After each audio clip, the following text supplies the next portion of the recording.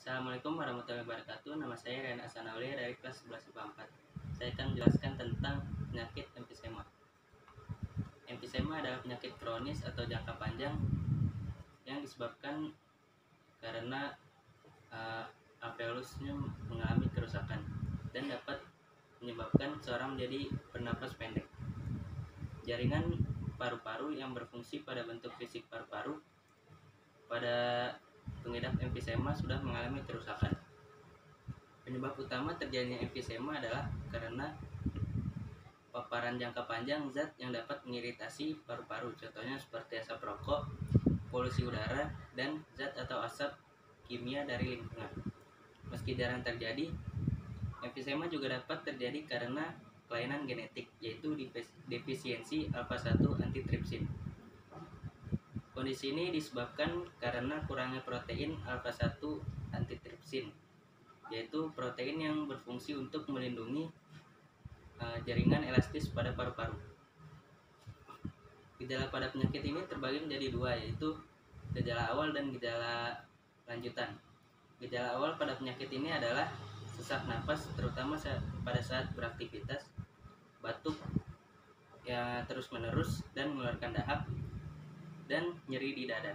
Sedangkan gejala lanjutan pada penyakit ini adalah penurunan nafsu makan yang menyebabkan berat badan menurun secara drastis, infeksi paru-paru yang berulang, mudah lelah, sakit kepala pada pagi hari, jantung berdebar, bibir dan kuku menjadi biru, pembekakan pada kaki, dan gangguan tidur. Klasifikasi pada penyakit ini ada 3, yaitu yang pertama adalah asinar proksimal. Sesuai dengan namanya, kerusakan yang terjadi umumnya meliputi bagian proksimal dan bronkeolus dengan destruksi vokal dan sering ditemukan pada bagian atas paru-paru. Yang kedua adalah panas sinar. Panas sinar merupakan jenis yang paling sering terjadi pada penderita dengan defisiensi antitripsin alfa-1 dan kerusakan yang terjadi pada hampir seluruh bagian alveoli. Yang terakhir ada asinar distal. Jenis ini dapat muncul sendiri atau berhubungan dengan dua kondisi lainnya. Apabila muncul sendiri, umumnya berhubungan dengan pneumotoraks spontan pada dewasa muda. Lokasi kerusakan terbatas pada septa dari paru-paru atau pleura. Patofisiologi pada penyakit ini adalah endema spasme bronkus, peningkatan sekret bronkeolus yang menyebabkan bersihan jalan nafas tidak efektif, dan obstruksi bronkeolus awal fase expirasi, sehingga dapat mengakibatkan udara terperangkap dalam alveolus dan menyebabkan nafas seorang menjadi pendek, sehingga seorang dapat mengalami gagal napas, pola napas tidak efektif, dan risiko perubahan nutrisi kurang dari kebutuhan.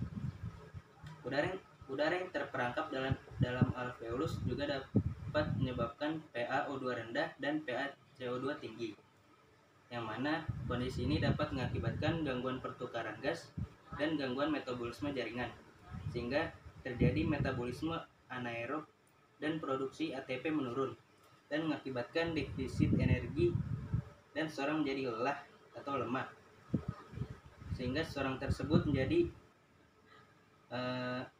mengalami gangguan pola tidur, kurang perawatan diri, dan intoleransi aktivitas.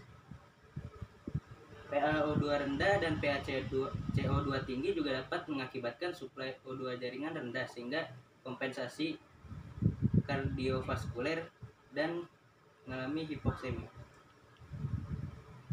Kompensasi kardiovaskuler dapat menyebabkan hipertensi pulmonar dan sehingga seseorang dapat mengalami gagal jantung kanan.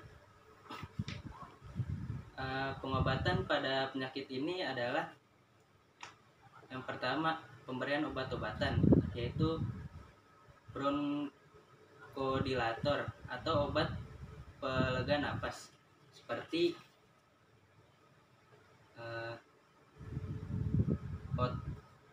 otopirum dalam bentuk obat hirup.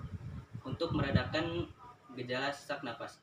Yang kedua adalah kortikosteroid untuk mengurangi peradangan dan meredakan gejala. Dan yang terakhir adalah antibiotik, yaitu untuk penderita emfisema yang mengalami infeksi bakteri.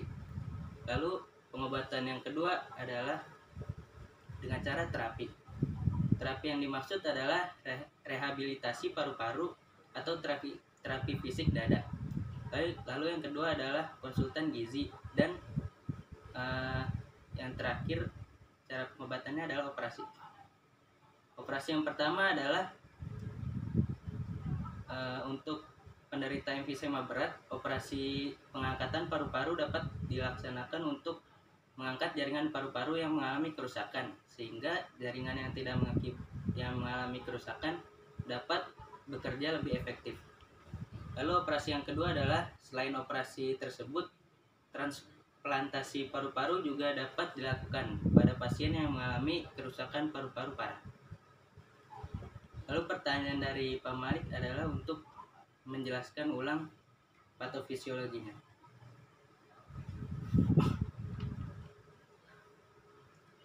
Endema, spasme bronkus, dan peningkatan sekret bronkeolus akan mengakibatkan bersihan jalan napas tidak efektif dan obstruksi bronkeolus awal fase ekspirasi, yang mana kondisi ini akan menyebabkan udara terperangkap dalam alveolus dan mengakibatkan napas seorang menjadi pendek dan orang menjadi gagal napas, pola napas tidak efektif, dan risiko perubahan nutrisi kurang dari kebutuhan.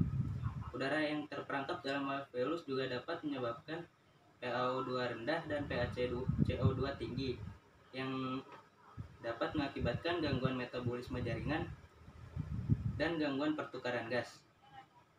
Gangguan metabolisme jaringan dapat menyebabkan metabolisme anaerob dan produksi ATP dapat menurun, sehingga defisit energi dan seseorang menjadi lelah atau lemah, sehingga seseorang dapat mengalami gangguan pola tidur, kurang perawatan diri, dan intoleransi aktivitas.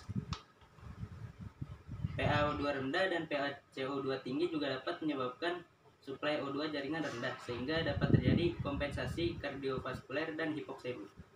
Kompensasi kardiovaskuler dapat menyebabkan hipertensi pulmoner dan sehingga seorang dapat mengalami gagal jantung kanan. Terima kasih. Sekian dari saya. Wassalamualaikum warahmatullahi wabarakatuh.